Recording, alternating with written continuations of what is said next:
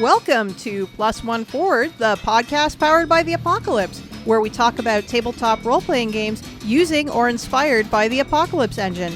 This episode continues our summer series about Firebrands games. I'm your MC, Rach. And I'm your co-MC, Rich. Tonight we are joined by our guest, Rae Nadjadi of Sword Queen Games. Hello, Rae. Hey, Rich. Nice to be back here. Hey, Rach. Hey, welcome back to the show. Well, let's kick it off with the get to know you. How long have you been playing Firebrands games, and what was your gateway? Yeah, so it's been a few years. My gateway was, wow, I'm flashbacking to the party. I can't remember the last time I went to a party because of the panini situation, but I have a friend, Phil. I love him so much. He is often my gateway to cool indie games. Phil brought in Mobile Frame Zero Firebrands. It was a fun time. We had so much fun. In fact, we played it like 3 times that night. Wow. Oh, wow. That's amazing. Yeah, and ever since then, I've been like really hooked into it. Plus, Leandro on the Gauntlet did this thing where he ran quite a few Firebrand games, so it's been a lot of fun. It's one of my favorite games to play. Nice. Well, let's jump on over here and talk about setting up. Setting up. In the setting up segment, we talk about Firebrands play. What is it like to play Firebrands games? So, Rae, if you could tell us, what would you, as an expert Firebrander who started with the OG, what would you caution a new player coming into this style of gaming about? What I would encourage people to do is when you create your character, Firebrands, I feel like, is the epitome of we play to find out. So you only need very little to create your character to begin with. And I think a Firebrands game really shines if you play to find out how they change and evolve over time, like from game to game. And so who you are at the beginning of the game should be, I feel, should be very different from who you end up being by the end of the game as you go through all the mini games. So that's what I encourage people to do, to evolve as much as possible from game to game. Do you have any tips or tricks for players who might feel intimidated by this idea of having their characters change? Like, scared to, am I changing too much? Am I not changing enough? Ooh, gosh, that's a good question. I think a great guiding principle is like, what would be fun for me and the table? What would be enjoyable for other people if I change this aspect about this character? So I was playing, it was Take My Revolution. I feel like I'm tooting my own horn. It's also my Firebrands game. But I started off as a very suave character, like a student council member who was super confident. And then I thought, you know what, in this moment, because based on the prompts, a lot of these prompts encourage you to like shift, right? Like to be vulnerable or to close yourself off, however you like. And before that point, I had kept choosing the closed off options. And I was like, you know what, in this moment, I'm going to choose this moment to be vulnerable and open up to the other character. And that was a really thrilling moment for the both of us. Rae, I did have a question regarding game mechanics and character transformation over the course of a game. I know OG Firebrands has a mini game called Solitaire where you sit down as a player and you think about what your character could be doing when they aren't on screen. And then that should inform what happens in the next mini game that your character is on screen. But not all Firebrands games have that mechanic. Do you think Solitaire benefits character transformation or might even be a hindrance of character transformation? When you bring it up, it's such a beautiful way of describing the intention of that minigame. And in my experience, it feels like it's hard for players to latch on to that idea. A lot of the time they get excited by the other minigames and they jump into those. Leandra has joked about how like almost every single time we start with a dance, right? Rather than the recommended Solitaire. It's very easy to underestimate how impactful Solitaire the game is. And so a lot of other designers will like change it for something else. I also changed it for Once More Into the Void. I shifted into another direction. But I do think it can be a hindrance sometimes because people will like maybe not push hard enough when they choose those options in Solitaire. And sometimes they'll want to choose the options that just say, oh yeah, so I'm doing something that will mess up with your faction, but it's not going to reflect on me as a character or what happened to me as a person, which is a valid choice, right? But it does mean that you end up missing out on those possible evolutions for your character. One of the worries I had about Solitaire, and again, my experience with Firebrands is very small, very small. But I try as a player in games to be an active listener in scenes in which I'm not actively participating, right, so that I can pick up on those answers for future scenes. If I'm over here doing Solitaire, I'm foregoing that contribution to the narrative, the game, the other people's stories. Yeah. What do you, Rae, do you think is that a problem or is that not a problem? Like, how's it not a problem, I guess is what I'm asking. I do appreciate how there are some people who like having something else to do while a game is going on for other people. But for me personally, I like watching other people play. One of the things I like about TTRPGs in general, but especially in Firebrands, is even if I'm not in the scene, I enjoy watching other people play. And I like you said, like being able to like pick up on this later, like draw upon the themes that show up in this scene at the very least, even if I'm not participating in this game. And so even though in practice, like when I played Firebrands a lot with friends, I don't know if it's because Filipinos are just really super social, but no one was playing solitaire when they were supposed to. Like everyone was just super engaged and like popcorning on the side. We were like, yeah, tell her you love her, right? On the side. Like, that's how we're very social here. So it didn't quite gel the way it was supposed to. And then so when I did play with other people and people were playing solitaire on the side, it felt weird to me. I don't know. It did feel weird that two things were going on at the same time, even though I want to acknowledge that is a very cool way to play too. And I know people who do enjoy it. It just felt personally for me, it wasn't quite jiving the way it was intended as it was written down. Yeah, I wonder if to make space for that, you have a solitaire time. Everyone does solitaire, and now we come together. I don't know. That's a thing that I thought as I was considering I don't know if I'd ever do solitaire unless someone makes me. Yeah. Rae, this advice has been fabulous. Let's take a step over to the challenges segment of the show, and we could talk specifically about your game, Once More Into the Void. It's the challenge. In the challenges section of the podcast, our guest will discuss a Firebrands game that they've designed. Rae, tell us a little bit more about Once More Into the Void. What's it about? Once More Into the Void, aside from having a very dramatic title, is a sci-fi game about a crew facing an enemy one more time, probably the last time, despite the heartbreak and betrayals of the past. So the minigames here help you craft your unique, thrilling, and potentially tragic story together. The prompts in these minigames are used to express your characters, reveal the past, and hope for a better future. Together you will go once more into the void and dare to be heroes again. So basically, it is a game that is deeply inspired by the first season of Star Trek Picard and the video game Mass Effect 2. So there are some very, very clear like callouts throughout the games. Some mini games that are absolutely built around specific scenes from both of these things. Nice. What mechanics in Once More Into the Void are different from Mobile Frame Zero Firebrands?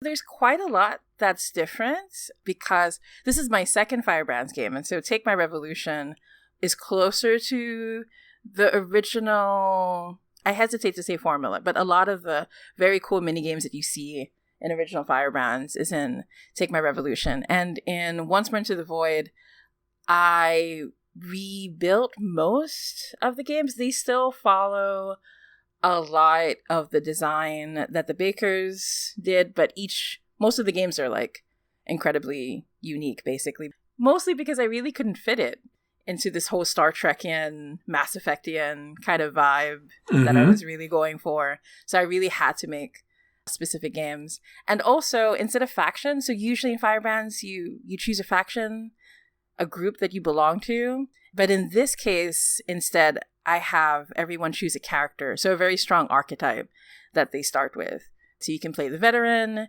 you can play the believer, the broken, the bound, and so all of these characters are instead someone that you start out with who is a member of the crew, basically. And what's interesting is someone has to play the captain because someone has to bring the crew together, but it's also the most emotionally, socially challenging character to play because when you show up, everyone is mad at you. Like you betrayed the crew, you wronged the crew, you have a lot to prove, you have a lot to pull them together. So I had to actually, after the first few playtests, I had to put in the book like, oh, okay, you have to be prepared to play this playbook because it's not something that you can just waltz into. Also, another different mechanic is game speeds. You can play Once More Into the Void, quick, standard, or extended, which is basically, this was just me rebelling and going like, I don't believe a Firebrands game can be played in one session. I refuse to believe it. I personally feel like it can get rushed. I did talk about how I played Firebrands 3 times that first night, right? But each time took like 4 to 5 hours. We were not doing anything except playing that game. We did not go home until like 5 a.m. that morning. I'm doing the math, and it sounds like the fun would be diminishing by the end there with a third. Wow. Depends how much caffeine you have. That's true. And like, I don't know, we made it such a social thing. But yeah, I mean, it's a game that really encourages that in general. But yeah, so with Once More Into the Void, instead, I tweak the game slightly. So if you want to play like a quick version of it, which is a one shot, like one session, this is what it looks like. Standard is like 2 sessions. And then I put it in extended because people kept playing it way longer than I intended. Like there were people playing it like 4, 6, 8 sessions of it. Right. So I decided to like build around that possibility too. And I added a few games that work best for extended play. And another mechanical difference is the recruitment phase. So, because I just love recruitment phases. I just love when, that's some of my favorite parts in Mass Effect 2 is when you recruit each person. Who's going to yeah, I can see the influence there. Right? And so I wanted to have like, it uses the solitaire design, but basically you go in and you recruit each person. And I wanted it to be an opportunity to establish why you need this crew member, but also why they have every right to not trust the captain and why the captain has to regain their loyalty by the end of it. So if you recruit the reform used to be the enemy and like they betrayed the enemy in order to help the captain, but then the captain left them behind. So now the reformed is on the run. And so when you recruit them, they're in the middle of like still being on the run. And then if you recruit the broken, this is the person who believed in the captain the most and was the most betrayed, right? And is just the most effed up in comparison to all the characters. So you have to go and see them at their lowest and then bring them back.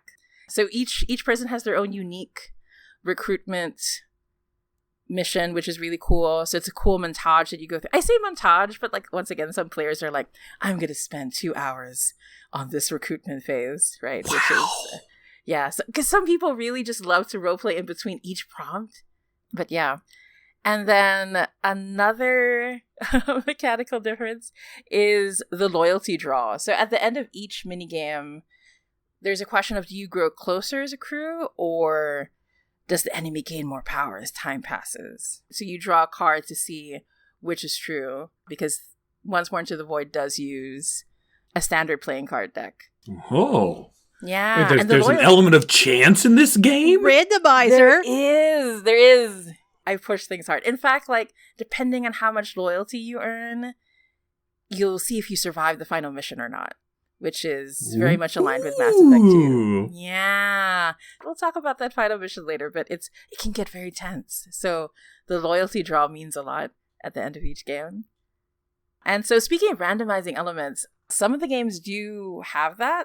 There's like a very light task resolution system, nothing super heavy, but like in games like Just Like Old Times, I can't say that without hearing Garrus's voice from Mass Effect 2, but which is basically what it is. You can choose to do a certain thing and you have to pull a card to see how it goes. So it's very binary, but it's a lot of fun. It adds that little bit of extra tension to some of the games, while the others are very much just exploratory, focus on the prompts, focus on what's in the moment. But some of the games have that randomizing element. Another really fun tense one is I never did trust you, which is when you really push and you go like, no, one of us is the traitor. And one of you might die by the end of the minigame too. Whoa. Yeah. I push things hard in Once More Into the Void. I've been told compared to, and this was really on purpose, compared to other Firebrands games, I wanted a lot of the prompts to be really intimate, really put you in a vulnerable position, get you really into emotional territory with the characters. Like, it's kind of inescapable in Once More Into the Void. Like, you have to engage with each other in some capacity, right? It's still up to you how to actually interpret what any of that means. But emotions are a very strong core element of Once More Into the Void for sure. So yeah, that's how Once More Into the Void is different. Mechanically, I really did push and pull compared to Take My Revolution was really more aligned with original Firebrands, right? And here I really wanted to experiment and see how far I could push personally. Mm-hmm. Now that we've talked about a lot of the mini games in Once More Into the Void, Rae, which one's your favorite and why? I think it has to be the titular Once More Into the Void. I was very self-indulgent, and one of the games is called Once More Into the Void, which is the final game. So it is a game you have to play. It is the title drop. Yeah, right? Like, I just felt like that very dramatic when the title drops and you can hear the dun, dun, dun kind of music. Everything culminates in that moment. It is the final mission against the enemy, and it's a very, very tense experience because the chances of someone dying is very, very high. This took some practice to really like nail the mechanics of it. So through some iteration, but I'm really happy with where we ended up going. You have to brush up against tragedy at least once for at least one character. There's no way that you're going to get away with it unscathed, and the catharsis is exquisite. But basically, so the whole time you've been collecting these cards to see how loyal each person is, how much stronger their connection is to like members of the crew versus how strong the enemy is getting. And in the final game, you choose a series of challenges. Each person chooses one challenge that they want to face. And several of them are really inspired by what goes on in Mass Effect 2 and the suicide mission and the final one.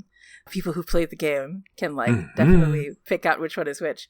And when you face the challenge, in the beginning, the captain deals out the cards with everybody, but no one knows, like, it's randomized, the enemy cards. So you have to place down the enemy cards, and you have to see if you can match the same number with the hand that you have from your loyalty. And so depending if you're able to at least match, if not fail by how much, you could very easily have to sacrifice yourself, or worse, run away, which is the worst thing that a hero can do. Choose to not die heroically. You could just run away and leave everybody else to like clean up your mess, basically. So, which has happened once. It was very dramatic. Everyone was very heartbroken. It was very good. Well, Rae, thank you so much for telling us more about Once More Into the Void. I gotta be honest with you, I am excited about the possibility of maybe dipping in and trying out one of these games. What do you think, Rae? Let's get into it. On your turn, pick a game. In the Playing the Game segment, our guest walks us through a minigame that is part of the game on tap. So it is up to you, Rae. What do you want us to play through? What are we doing here? Ooh, there's so many possibilities. I feel like because we were talking about solitaire, it might be fun to go through one of the recruitment missions just so that we can see what blasphemy I did in reworking the solitaire game and doing the exact opposite. The way you phrased it, it sounds like you want to play the captain if we want to explore your blasphemy. Yeah, unless someone wants to be captain, which would be really cool. I'm fine with that. I'm shaking my head no. It's too much pressure. Too much pressure. It's a lot of pressure to play the captain. Have you introduced a minigame where people have to draw cards if no one will choose captain and whoever draws the lowest?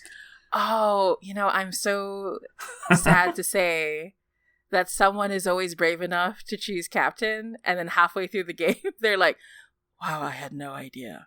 Like, I've had to say, if you want to change your mind, and if you want to switch characters, we can do that. But Oh my god. So I really made it super clear in the final version of the book. Picking the captain is no joke. In all seriousness, it's also a really fun character to play for sure.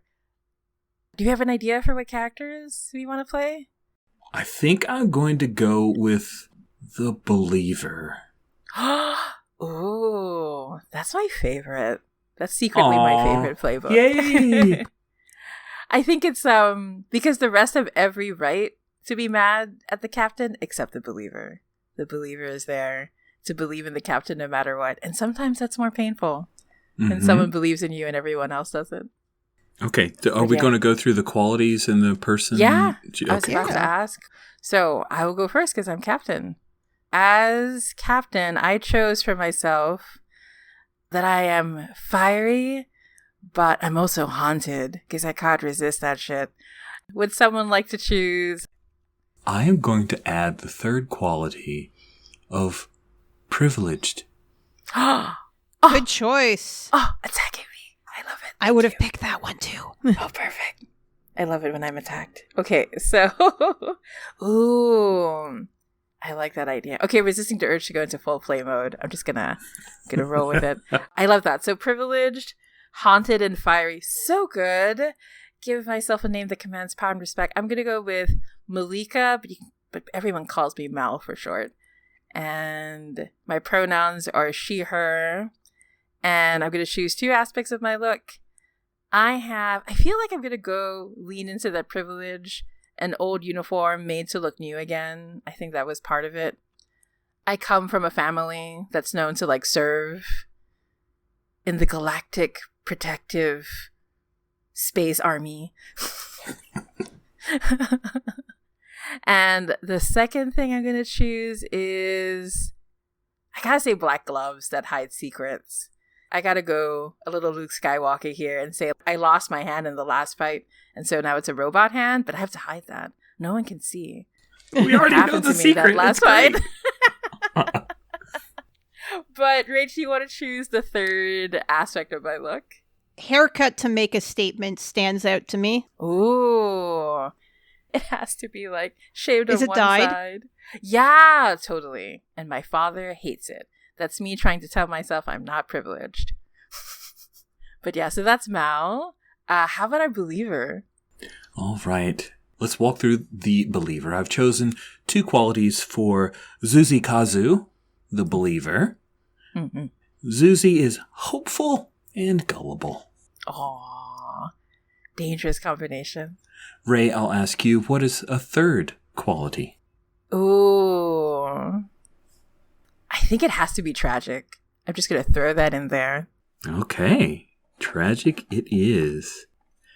And for Zuzi's look, Zuzi uses the he, him pronouns, a uniform that's painfully clean, and a gift from the captain that I wear proudly. How cute and tragic. Oh my gosh, do you have an idea of what it is that I gave you?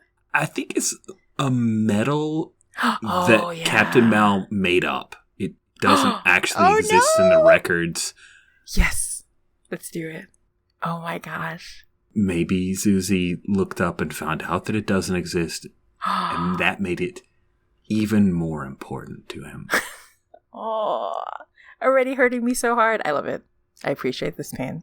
Rach, you get to choose the third aspect of Zuzi's look. I'm going to have to go with a sweet voice. Don't know if I can pull that off, but I'll do my best. I just think Zuzi's a very approachable person, for better or for worse. Aww. All right. Shall we go into the recruitment phase? I'm ready to be recruited, Captain. Yeah, perfect. All right. So we're going to recruit the Believer. This is finally my chance! Oh my god.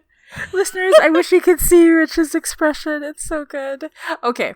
So this takes place at a school while the Believer lectures their students. Mm-hmm. Both the captain and the Believer briefly describe the school, a sentence or two each. What's your school like? I think that Zuzi's school is a cadet academy for the space police force that we all have been part of. And I'm raising the next generation of the best and brightest cadets to go out there and save the galaxy just like Captain Mal. Oh gosh. I think it was like my grandmother who founded the school. Nice. Just to lean into that. The captain asked the believer, how are you giving hope to others? And how does that reflect my legacy? We're here in the classroom. You're giving that lecture. How are you giving hope? What is my legacy? What we see is all of the cadets are in their little cadet uniforms. They're teenagers. And when Zuzi walks into the classroom, there's a display that comes, and it's obviously finals or exams day, and they all look very stressed about it. There's some bags under eyes. There's some kids who look like they're fretting. And Zuzi walks down the rows of the desks and regales unto them the greatest test that they will undergo is not here. It is out there. And Zuzi will end up at the end of telling the story of one of the great deeds that Captain Mal inspired her crew to perform. He's standing on the desk and like acting out part of the final fight. And it gets a little bit of laughter, but it seems to break a good bit of the tension. And Zuzi finishes it off by saying, and this exam is just one of the many doors that you have to go through to get out there. Ooh, and I think like when you say that, everyone like looks instinctively towards the door, and I'm standing there, shoulder against the door frame. So when I walk in, you have a couple of questions to ask me. The believer asked the captain. Captain, how have I unexpectedly matured? There's a moment when I see you on that table and I flash back to what you looked like when I first gave you that medal and I pinned it on your chest. You were much younger back then. And you've unexpectedly matured because the Zuzi I remember was much more shy and wasn't willing to like go in front of a crowd and wow them like this. And how do I betray the naivete that lingers? It pains me that I haven't told you that you can't trust the systems that are built in place. And I should have told you better, but now you're here teaching the next generation, continuing the system. The broken system. Yeah. Let's conduct a visit. I'm going to choose what happens first, then the believer chooses what happens then, and then you choose what happens next, and I'll choose what happens last. So I'm going to choose, let's see. Ooh. I have to be a bit of a showboat, right? Because I'm fiery. One of us had a chance to show off in front of the students. I'm going to do it. I'm going to want to do it. I go off in front and I say, well, you told a very good story, Zuzi, but that's nothing comparison to the great battle. And right, I'm about to like try to show off what one of those battles were. I'm of course exaggerating and stuff, but what do you think happens next? And one of us insists, pushing the other to revel in the attention. Zuzi papers over any bits of the story that might not check out and reinforces all of the things that are officially on the record in glowing praise so that the students know how important Captain Mal is, and even points out that this school itself is part of the captain's great line. Oh my gosh, that made me feel even worse. Great. I think there's a moment where you see the light dull a little bit, but I keep going. What happens next? Eventually, they have to begin the exam. I remind them a chime goes off. But we have a chance to get away from the eyes of the students and teachers. Oh. I feel like we have to stumble on a dark and terrible secret that the school doesn't want us to know. What? There's no dark and terrible secrets in my school? Oh my gosh, what could it be? What could it be? Do you have an idea? The first thing that came to my mind is that there's a little transport there with a line of forlorn and dejected students who failed the exam that I just set my students to take, and they're being shipped off. Oh, and you had no idea. That's what I say. Oh, gosh. When we look at that line, I place a hand on your shoulder, and I say, Zuzi, when there are standards set in place that tell you what kind of hero you can be, you give other people the power to tell you you're not good enough. I'm sure that this academy just wasn't meant for them, and they'll find their own way. Yeah. Right. Of course you're right. They'll find their own path. But I think we can feel how comforting that lie is. All right. So we're ending the visit. The captain asked the believer, Zuzi, what makes you wiser than me? I have seen the ugly face of the enemy, and I refuse to give in to the loss of hope, and I refuse to give a single inch to the enemy, no matter what it may cost me. Ooh.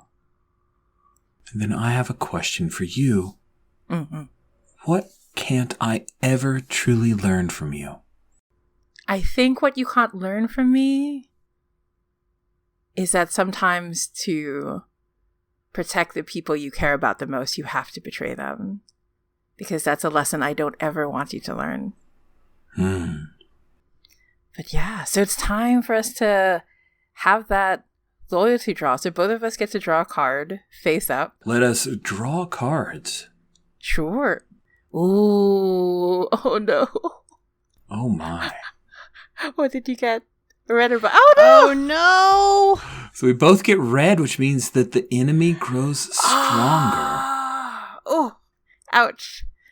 So each of us describes a brief glimpse of the enemy and how they become more terrifying. So I have an idea already. Oh, go ahead. Oh, you have an idea? Go for it, Rae.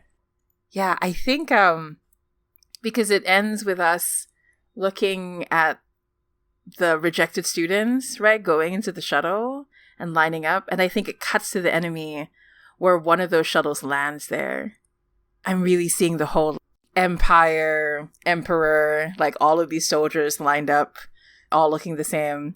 And so when it has to be like the main Inquisitor type, like steps up towards the shuttle, we hear a voice that says, "You may have been rejected, but this will be your new home. We will take care of you. We are family." Wow. How about you?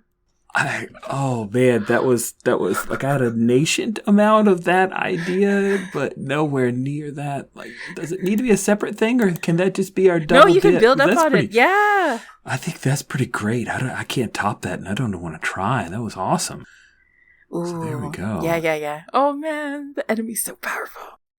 Due to time and the fact that I talk too much, we've cut the last recruitment, but hopefully you got enough of a flavor of what's going on with Once More Into the Void, listeners.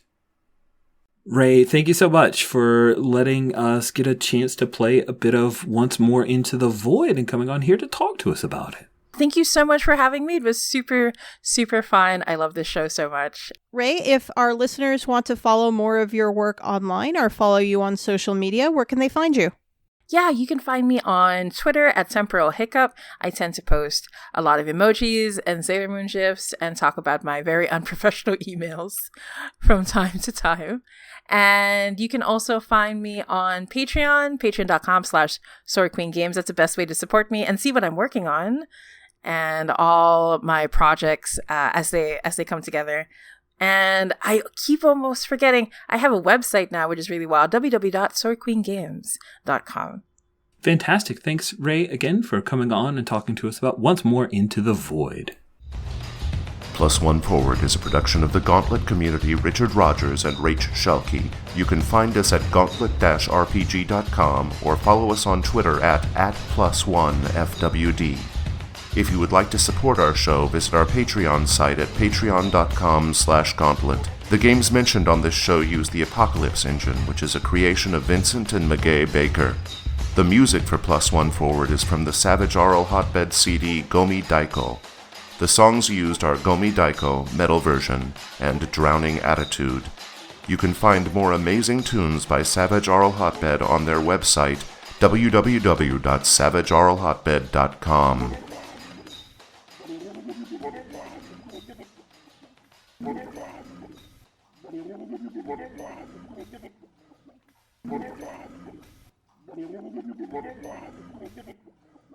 The next Gauntlet Community Open Gaming will be happening the weekend of September 22nd through the 25th of 2022.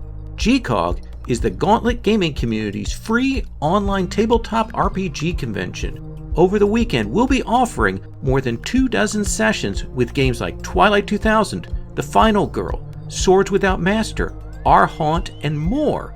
All sessions are run with a set of safety tools and follow the Gauntlet Code of Conduct. Registration opens Tuesday, September 6th at 12 noon U.S. Eastern Time. We created the con to help new players get used to online play, showcase indie games, and introduce folks to our community. If you want to check out the event listing, go to bit.ly/GCOG events, all smashed together. For more details on registration and procedures, go to bit.ly/gauntlet-community. We hope we'll see you there.